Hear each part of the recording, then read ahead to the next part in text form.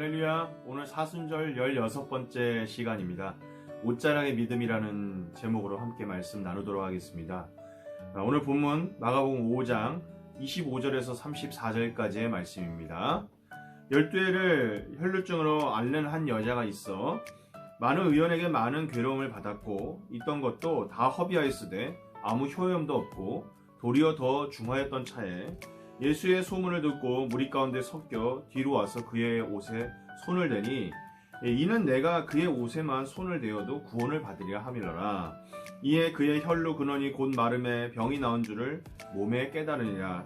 예수께서 그 능력이 자기에서 나간 줄을 곧 스스로 아시고 무리 가운데서 돌이켜 말씀하시되 누가 내 옷에 손을 대었느냐 하시니 제자들이 여짜오되 무리가 에워싸 미는 것을 보시며 누가 내게 손을 대었느냐 물으시나이까 하되 예수께서 이 일을 행한 여자를 보려고 둘러보시니 여자가 제게 이루어진 일을 알고 두려워하여 떨며 와서 그 앞에 엎드려 모든 사실을 여짜온데 예수께서 가라사대 딸아 내 믿음이 너를 구원하였으니 평안히 가라 내 병에서 놓여 건강할지어다. 아멘.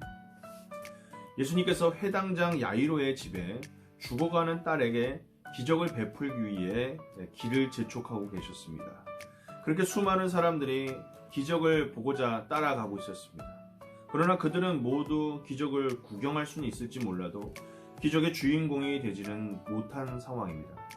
여러분, 저는 바라기는 이 기적의 구경꾼이 아니라 저는 우리 모두가 기적의 주인공이 되기를 바랍니다. 오늘 본문에 이 길가의 기적의 주인공이 한 사람 나오게 됩니다. 수많은 구경꾼들 속에서 몰래 주님의 옷깃을 만진 여인, 바로 혈루증 앓는 여인이었습니다.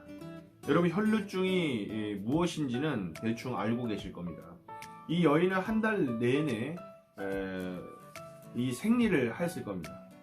과다 출혈로 늘 빈혈을 달고 살았기 때문에 수시로 주저앉거나 넘어질 수 있는 상황이었겠죠. 이 질병은 아마도 사춘기 이후에 시작되었을 겁니다.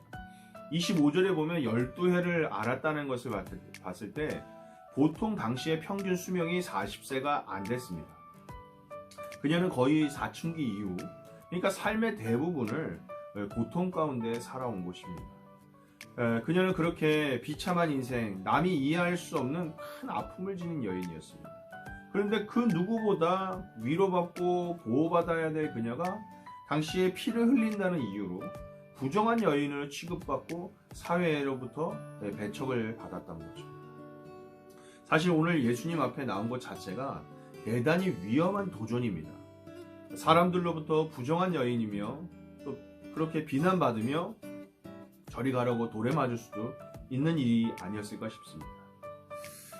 이 여인이 예수님 앞에 나온 건 정말 목숨을 걸고 마지막 힘을 다해서 예수님 앞에 나온 거라는 거죠. 혈루증 앓는 여인에게는 믿음이 있었습니다. 내가 저 존귀하신 예수님의 옷자락만 만져도 고침을 받으리라. 그리고선 그 장면을 생각해 보면 아마도 피를 너무 쏟아서 평상시에 어지럽고 힘들어서 정말 걷기도 힘든 그 몸을 이끌고 온 힘을 다해서 주의 옷자락을 만졌을 겁니다. 여러분, 이것이 바로 기적의 주인공이 되는 비결입니다. 여러분, 우리의 예배에 이 혈루증 앓는 여인과 같은 믿음이 있기를 소망합니다. 내가 간절히 찬양만 불러도 주님이 나를 만져주실 거야. 주여 말씀대로 될 줄 믿습니다. 주여 주님의 옷자락을 만집니다. 내게 기적을 베풀어 주시옵소서. 혈루증 앓는 여인이 간절한 믿음으로 주님을 찾았기 때문에, 정말로 목숨 걸고 주님께 나갔기 때문에 주님이 그 여인을 고쳐주신 줄 믿습니다. 바라기는 이 기적이 오늘 이 새벽에 또 오늘 하루를 보내시고 이 영상을 보시는 모든 분들이 이런 믿음의 간절한 기도를 통해 이 기적이 여러분의 기적이 되기를 간절히 소망합니다. 여러분, 그리고 재미있는 것이 있습니다.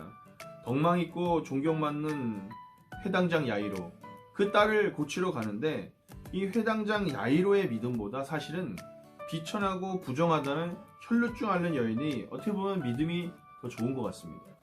오늘 본문 전에 야이로는 예수님이 집에 와서 뭔가 해주셔야 기적이 일어난다고 생각을 합니다. 그런데 혈루증 앓는 여인은 옷깃만 스쳐도 기적이 일어날 거라고 믿고 있습니다. 여러분, 누구의 믿음이 더 대단합니까? 여러분, 분명히 기억해야 합니다. 하나님은요, 사람의 지위나 돈 많은 무엇 그런 인간적인 계산으로 사람의 높고 낮음을 판단하지 않으십니다. 하나님은 믿음이 있느냐 없느냐, 그것이 그 사람의 높고 낮음을 결정하는 기준이 되시는 거죠. 세상에는 야이로라는 회당장이 더 높은 사람일지 몰라도 하늘나라에서는 혈루증 앓는 여인의 믿음이 더 높다라는 겁니다. 34절입니다. 예수께서 가라사대 때 따라 내 믿음이 너를 구원하였으니 평안히 가라 내 병에서 놓여 건강할지어다. 예수님도 그 여인의 믿음을 칭찬하십니다. 군대에서 근무하는 목사님을 군목이라고 합니다. 하루는 어떤 군 목사님이 벌통을 쳐서 꿀을 땄습니다. 그래서 이 좋은 꿀을 부대에 있는 모든 군인들과 나눠 먹어야겠다 해서 부대 내에 광고를 해서 누구든지 빈 그릇을 가지고 와서 가지고 오면 꿀을 주겠다는 거예요. 그랬더니 어떤 군인은 작은 병을 가져와서 꿀을 받아가고, 어떤 군인은 조금 큰 병을 가져오고, 또 어떤 이는 아주 큰 병을 가져왔습니다. 목사님은 군인들이 가지고 온 빈 병에 다 꿀을 담아 주었습니다. 그런데 그 후에 항의 전화가 왔습니다. 이유는 뭐냐면 공평하지 않다는 겁니다. 어떤 사람은 왜 작은 병을 채워주고 어떤 사람은 왜 큰 병을 주냐는 겁니다. 그래서 이 목사님이 그렇게 대답했답니다. 누가 작은 병을 가져오라고 했습니까? 내가 꿀을 나눠준다 그랬지. 내가 빈 그릇에 채워준다 그랬지. 누가 작은 것을, 누가 큰 것을 가져오라고 그랬습니까? 가져온 그릇대로 채워줬을 뿐입니다. 그랬더니 사람들이 아무 말도 할 수 없었다라는 거죠. 여러분, 예수님은 내 그릇의 크기대로 채워주십니다. 내가 어떠한 믿음의 그릇을 가지고 나오느냐에 따라서 그 그릇대로 채워주시는 겁니다. 여러분, 꼭 가셔야, 뭘 만져야 고치시겠습니까? 예수님이? 사실 생각해보면 또 예수님의 옷자락을 꼭 만져야 고침받는 거 아닙니다. 예수님이 말씀만 해도, 쳐다만 봐도, 그냥 눈만 껌뻑하셔도 기적은 일어날 수 있습니다. 말씀만 해도 변화가 일어납니다. 중요한 건 우리가 어떤 믿음의 그릇을 들고 주님 앞에 나가느냐입니다. 야이로는 예수님이 가야 한다는, 뭔가 해야 한다는 믿음이 있었기 때문에 예수님이 그 믿음의 그릇대로 가신 거고요.